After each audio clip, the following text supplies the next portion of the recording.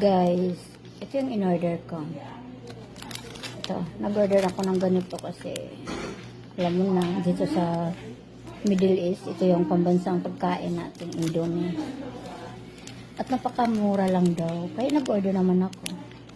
Pero tingnan naman yun itong dumating. Ayan. Ayan guys. Kaya pala mura. Asan ang hostesya dyan guys? At napakamura ha kasi tatlo pa sila. Kaya nag-order agad ako kasi tatlo sila eh.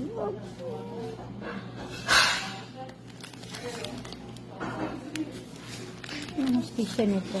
Ano to? Anak ng Indomie.